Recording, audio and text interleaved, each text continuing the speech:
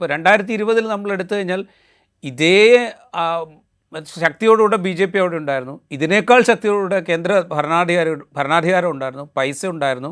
ഇപ്പോൾ ഈ പറഞ്ഞ ഏജൻസി അല്ലെങ്കിൽ എന്താ പറയുക എക്സ്പേർട്ട് ഏജൻസി മാനേജ്മെൻറ്റ് എന്ന് പറയുന്ന സംവിധാനം വളരെയൊന്നും കുറവില്ലാത്ത വിധത്തിൽ 2020 ഉണ്ടായിരുന്നു. പക്ഷേ 2021 62 സീറ്റിൽ ആം ആദ്മി പാർട്ടി ജയിച്ചു വരുന്ന കാഴ്ച നമ്മൾ കണ്ടു. അതിനു മുമ്പ് 67 സീറ്റ് ഉണ്ടായിരുന്നു, കഴിഞ്ഞ തവണ അത് 62 ഇത്തവണ അത്രത്തോളം എത്തില്ല എന്ന് വേണമെങ്കിൽ നമുക്ക് ഉറപ്പിച്ച് പറയാം. പക്ഷേ ഇതിനെ മറികടക്കാൻ പാകത്തിലേക്ക്, അതായത് ഈ പറയുന്ന മൈക്രോ ലെവൽ മാനേജ്മെൻറ്റ്, അതിനുള്ള എക്സ്പേർട്ട് ഏജൻസികൾ, അതിനുവേണ്ടി വരുന്ന ഫണ്ട്, അതിനുവേണ്ടി രാജ്യത്തിൻ്റെ എല്ലാ ഭാഗത്തു നിന്നുള്ള പ്രവർത്തകർ, ഇതിനെയൊക്കെ മറികടക്കാൻ പാകത്തിലുള്ള ഒരു ഡെമോക്രാറ്റിക് ശക്തി, ജനാധിപത്യപരമായ ശക്തി ഡൽഹിക്കുണ്ടോ? കാരണം ഞാൻ ചോദിക്കുന്നത്, രാജ്യത്തിൻ്റെ എല്ലാ ഭാഗത്തു നിന്നുള്ള മനുഷ്യന്മാരുണ്ടല്ലോ ഡൽഹിയിൽ. അല്ലല്ല, ഡൽഹിയുടെ ഒരു ശക്തി എന്ന് പറഞ്ഞാൽ ഡൽഹിയിലുള്ളവർ ആർക്കും ഡൽഹിയോട് അത്ര സ്നേഹമൊന്നുമില്ല. എല്ലാവരും തിരിച്ച് സിയോൻ ദേശം നമ്മുടെ ദേശത്ത് തിരിച്ചു പോകണമെന്ന് വിചാരിച്ച് നിൽക്കുന്ന ആൾക്കാരാണ്. പക്ഷേ ഡൽഹിയിൽ മറ്റൊരു ഉള്ളതെന്ന് പറഞ്ഞാൽ, ഡൽഹിയിൽ ഈ ലേബറേഴ്സ്, ഈ വർക്കിംഗ് ക്ലാസ്സിന് അവർക്ക് കൂടുതൽ ഭയമില്ല.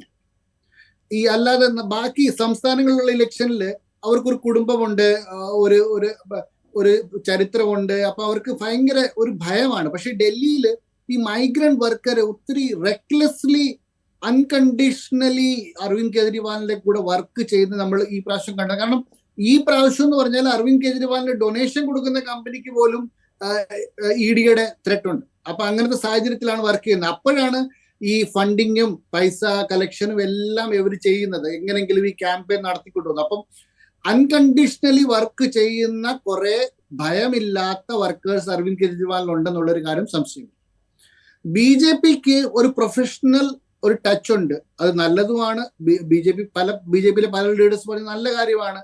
കാരണം ഒരു കാലത്ത് എന്തെങ്കിലും ഡിസിഷൻ എടുക്കണമെങ്കിൽ ഡിസ്ട്രിക്ട് പ്രസിഡന്റ് സമ്മതിക്കത്തില്ല, പിന്നെ അത് കഴിഞ്ഞിട്ട് ബ്ലോക്ക് പ്രസിഡന്റ് സമ്മതിക്കത്തില്ല. ഇപ്പം ഡൽഹി ഇലക്ഷൻ സമയത്തൊക്കെ നമ്മൾ ഡിസ്ട്രിക്ട് പ്രസിഡന്റിനോ എന്തെങ്കിലും പോലെ കാൻഡിഡേറ്റിന്റെ ലിസ്റ്റ് ഞങ്ങൾക്ക് ഇലക്ഷന് നിൽക്കണമെന്ന് പറഞ്ഞു കൊടുത്താൽ അവരുടെ കയ്യിൽ ഈ തീരുമാനമൊന്നും ഇല്ല. അവർ പറയുന്നത് ഡൽഹിയിൽ നിന്ന് ഒരു സ്റ്റാറ്റിസ്റ്റിക്കൽ ഏജൻസിയാണ് ഡിസൈഡ് ചെയ്യുന്നത്, ഞങ്ങൾക്ക് ഇതൊന്നും അറിഞ്ഞുകൂടാ.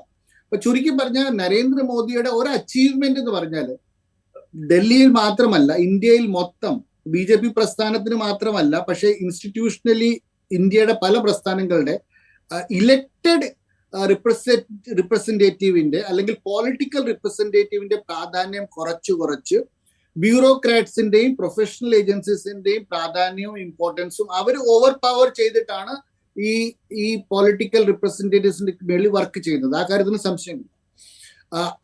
അതൊരു ശീലം ഇപ്പോ ആയിപ്പോയി. കഴിഞ്ഞ 10 വർഷം മുമ്പ് അങ്ങനെയല്ലായിരുന്നു. കഴിഞ്ഞ 10 വർഷം മുമ്പ് ഡൽഹിയിലെ ഒരു യൂണിറ്റിന്റെ പ്രസിഡന്റ് ആണെങ്കിൽ പുള്ളി ചെന്ന് പ്രസിഡന്റിനോട് കാര്യം പറയും. രാജ്നാഥ് സിംഗിന്റെ വീട്ടിൽ പോയി 10 മണിക്കൂർ അവിടെ ധർണ നടത്തും. അതൊന്നും ഇപ്പൊ നടത്താൻ പറ്റത്തില്ല. നഡ്ഡ BJP പ്രസിഡന്റ് ആണെന്ന് നമ്മളൊക്കെ സൂചിപ്പിക്കുമ്പോഴാണ് ഈ BJPക്കാർ അറിയുന്നത്. അല്ലെങ്കിൽ നഡ്ഡാജി തീരുമാനങ്ങൾ പല എടുക്കുന്നില്ലെന്ന് അവർക്ക് തന്നെ അറിയാം. അപ്പോൾ അങ്ങനത്തെ സാഹചര്യം ഇപ്പോൾ വന്ന് അതൊരു നാച്ചുറൽ കോഴ്സായി. അപ്പൊ അതിനെപ്പറ്റി ആൾക്കാർക്ക് കൂടുതൽ അതിശയമില്ല. ഇപ്പം ഒരു BJPയിലെ ഒരു ട്രാൻസ് യമുനയുടെ ഒരു കാൻഡിഡേറ്റിനെ ആ ട്രാൻസ് യമുന യൂണിറ്റിന്റെ ആർക്കും അറിഞ്ഞുകൂടാ ഈ കാൻഡിഡേറ്റിനെ എങ്ങനെ ഡിസൈഡ് ചെയ്തതെന്ന്. കാരണം അവരൊന്നും പരാമർശിച്ച കാൻഡിഡേറ്റ് അല്ല. അപ്പൊ എങ്ങനെ ആ കാൻഡിഡേറ്റ് വന്നു? അത് പ്രൊഫഷണൽ ഏജൻസീസ് ഹയർ ചെയ്തു. അവര് പറഞ്ഞു ഈ കാൻഡിഡേറ്റ് ആയിരിക്കും ബെറ്റർ, അല്ലെങ്കിൽ സെൻട്രൽ ലീഡർഷിപ്പ് പറഞ്ഞു, അതുകൊണ്ട് ആ കാൻഡിഡേറ്റ് അവിടെ വന്നു. അപ്പം അങ്ങനെ അതൊരു സ്ട്രെങ്തുമാണ് BJPക്ക്. പക്ഷെ എല്ലാവരും പ്രൊഫസ് ചെയ്യുന്ന ഒരു കാര്യം എന്ന് പറഞ്ഞാൽ, ഈ നരേന്ദ്രമോദി സഖ്യം, അമിത്ഷാ നരേന്ദ്രമോദി സഖ്യം പോയി കഴിഞ്ഞാൽ BJPയുടെ ആ ഇൻസ്റ്റിറ്റ്യൂഷണൽ സെറ്റപ്പ്, ഓർഗനൈസേഷണൽ സെറ്റപ്പ് ആ പാടെ പ്രശ്നത്തിലാണ്. അങ്ങനെ ഒരു പ്രൊഫഷണൽ സെറ്റപ്പ് ഓർഗനൈസേഷണൽ സെറ്റപ്പിനെ ഓവർകം ചെയ്തു കഴിഞ്ഞു എന്നുള്ളൊരു കാര്യവും യാഥാർത്ഥ്യമാണ്.